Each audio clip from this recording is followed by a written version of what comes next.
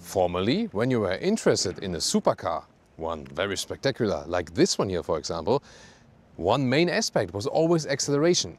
Nowadays, with electric vehicles accelerating very quickly as well, it's maybe not the main aspect. Today it's about the purest drive, it's about low weight. And exactly this is the reason why Maserati renamed the MC20 to MCPura, pure, puristic. And exactly this is the topic of this video. We're going to find out how pure is the drive with the 3-liter V6 biturbo in here. How much fun is it? How much supercar do you get from the new Maserati MCPura? We're going to find out with Thomas Nautical in 4K, full screen, full length. Let's go. Spectacular supercar front.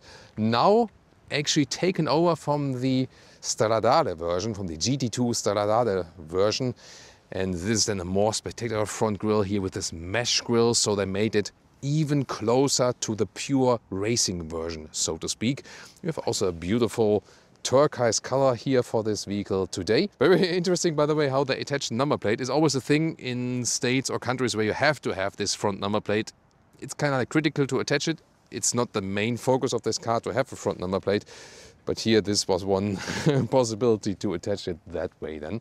Here the length, it's not too long actually, so compact dimensions 4.67 m or 184 inches, very low as it has to be for a supercar, 20-inch wheels. Forged one are also available. And you can see it right here, have to take extra care that you do not put any scratches on it. And here you see this updated Pura logo then right here. They also did aerodynamic optimizations, and that's why the Coupe version and the Cielo version, which we also have here, both now have the same acceleration figure with 2.9 seconds to 1 km/h or 62 miles an hour. This one is the Cielo version. I'm soon going to show you how you can actually open the roof. And key point is the weight. 1.5 tons, not more. It's actually about 200 kilograms lighter than the recently presented 911 Turbo S we've shown to you. Here the Cielo is 40 kilograms heavier because of the roof construction and so on, but still it is lightweight, and this is also the main difference to an electric vehicle that can maybe have the same acceleration figure, because the EVs are way heavier and these here still give you this more puristic driving experience. Here in the rear, soon going to talk about the small trunk, and of course here the real exhaust tips here. You have also these, these perforations in there for better sound, and a lot of mesh again is being used at this vehicle. Optionally, you could also get a titanium exhaust. That one, however, would not be street legal.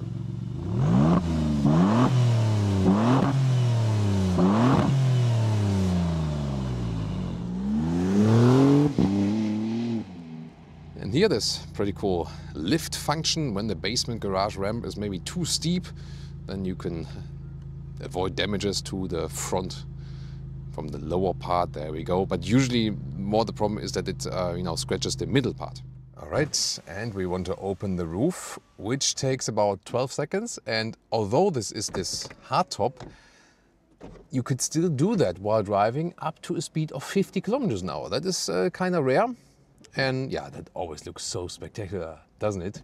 And also special that you can actually even dim that roof. Although it is a hardtop, we're going to take a look at that one very soon. But yeah, also looks pretty spectacular when it's open, doesn't it? And here there's the Cielo function, see-through or not.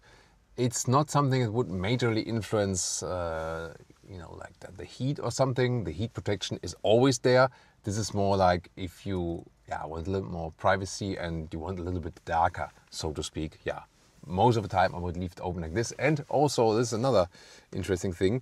You can also just lower this window. If you don't want to drive all the way open top, you can also lower this spider window, as they call it right here. And here, by the way, with 189, 6'2", there's still some headroom left here to the side. It's close. When I sit more like this, it's more space to the glass roof, but here to the side, it's a little bit narrow, but for me, it's still okay. What can you open here in the front? Since this is like this midship engine concept, there is no engine in the front. That's why you have this mini trunk for documents maybe. So it's really shallow, nothing really to measure there.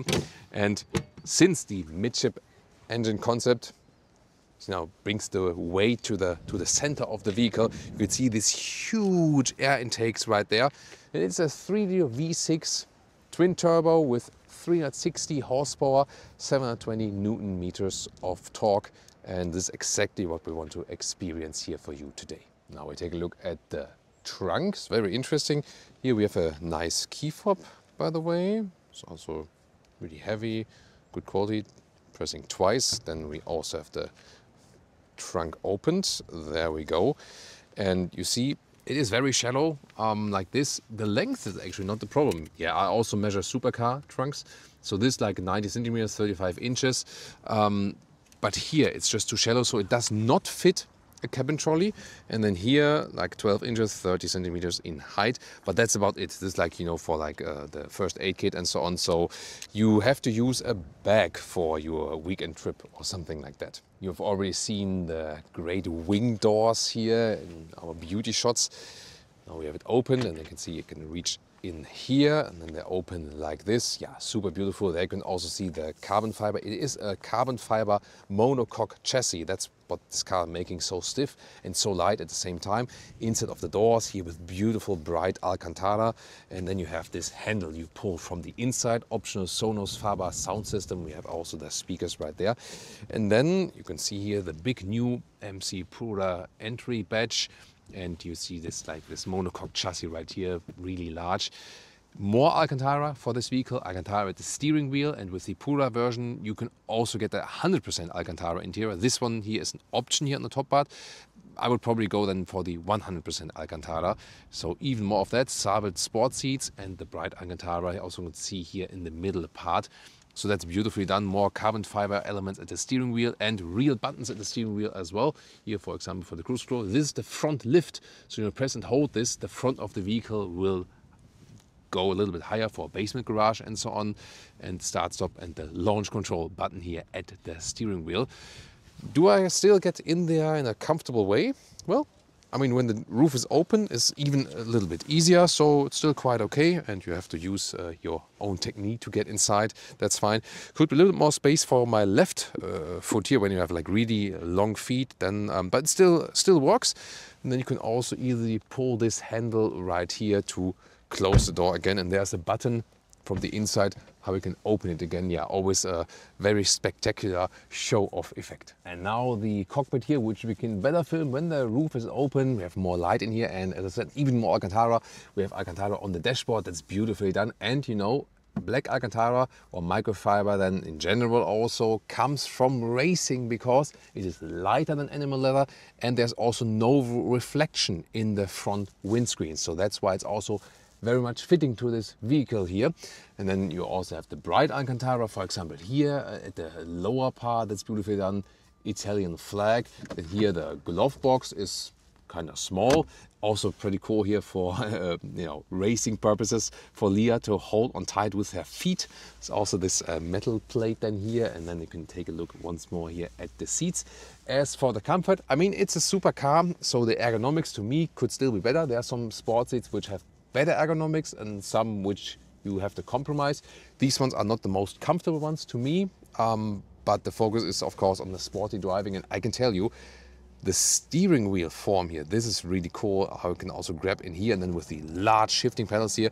So when I sit down here and touch the steering wheel, also with the Alcantara here, and see the start stop button, I really get this feeling I need to drive it now, like now, right now. It will soon, of course, come to that with all of the emotion included. Here, talking about emotion, you can switch the driving modes here. There's also a wet mode. It's a rear-wheel drive only vehicle, so that might be needed when it's really wet. GT mode for the general driving, and sport mode, then suspension is stiffer. There's adaptive suspension in here, and also the valve already opens at 3,500 RPM, and Corsa mode, that would be the one for the racetrack. You put in the gears right here, also in the slim middle console, drive, mode right here, reverse here, so that's it, pretty easily done. In the front there's an inductive charging pad. It's not too large though for large smartphones like Leah's here now.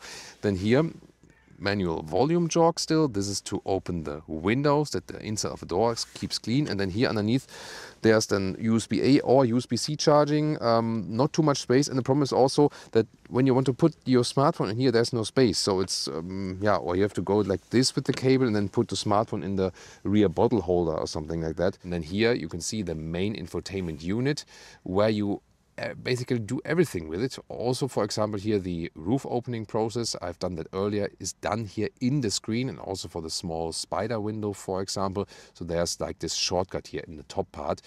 So the infotainment also could be a little bit quicker. There's seat heating available.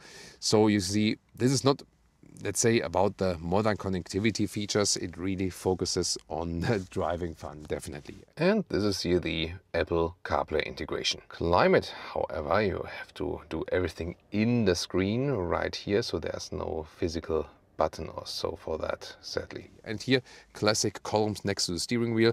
You can also press here and here to control something of the digital instruments to go through different modes there.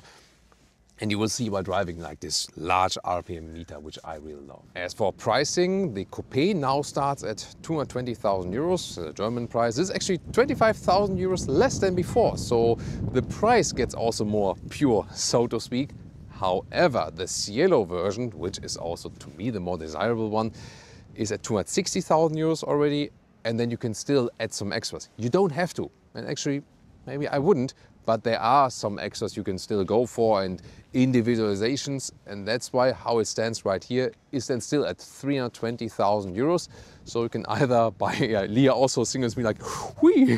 You can either buy a flat or this vehicle, but it's also the typical thing that this vehicle you of course don't buy as a single vehicle. We show that to you also, we've shown that to you in the trunk as well.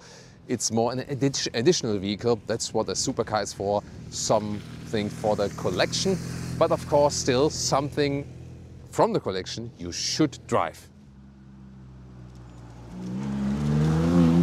All right, everyone, Maserati MCPura. It's time for the German Autobahn. Oh, Leah is already stressed out. Let's see if the Leah meter gets going with this one here. Let's go.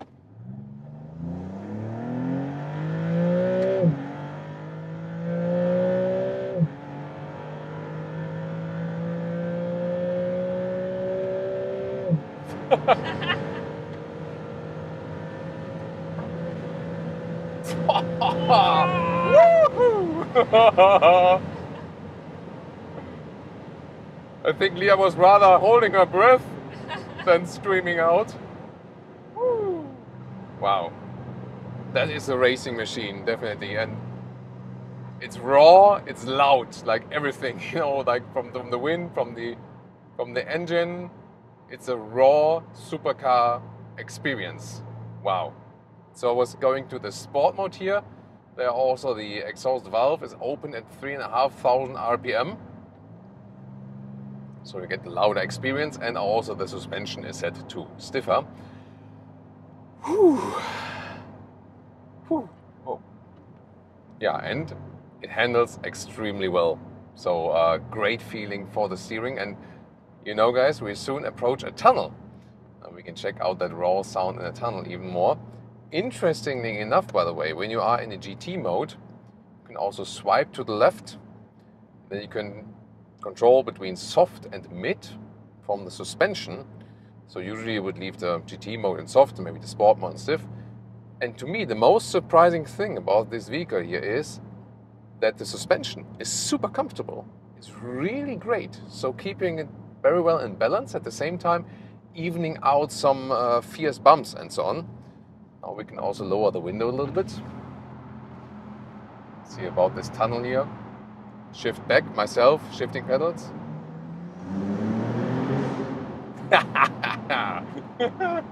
Yeah, shifting down yourself is always pretty cool. And you can get it up to RPMs a little bit better. First cornering experience, really precise from that steering wheel. Whoa, that's cool, that's really awesome. But there's soon even more agile driving to come. But before that, we go one more time on the Autobahn. And more Autobahn experience, let's go.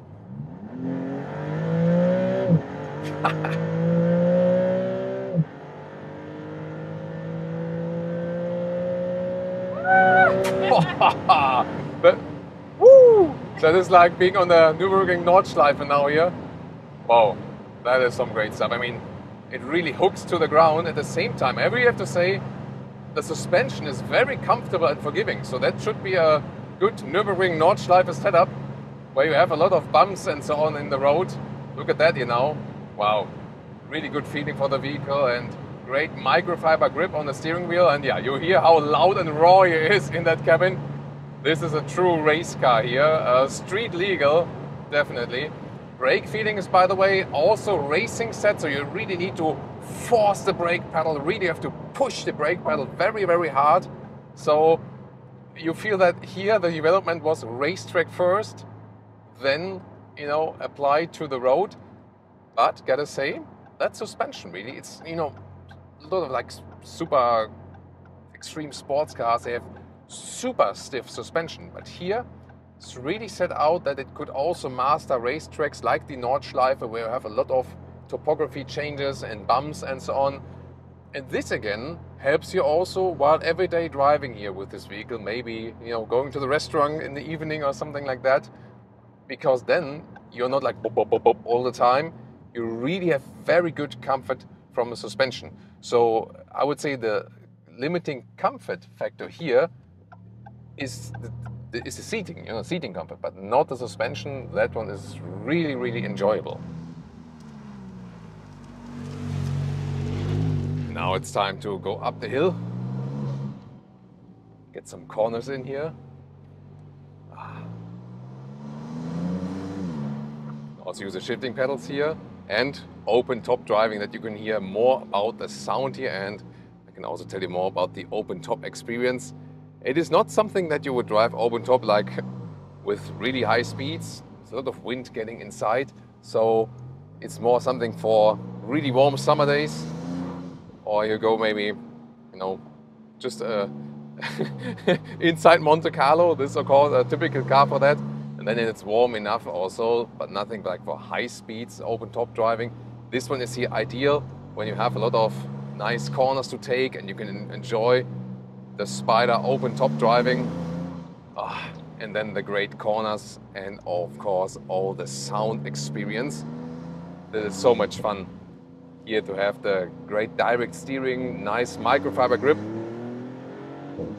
There we go. Just carrying second gear easily to 100 kilometers an hour. That is very easily done, pretty cool. Yeah, I like that sporty supercar feeling they have in here. Yeah, raw, rough experience.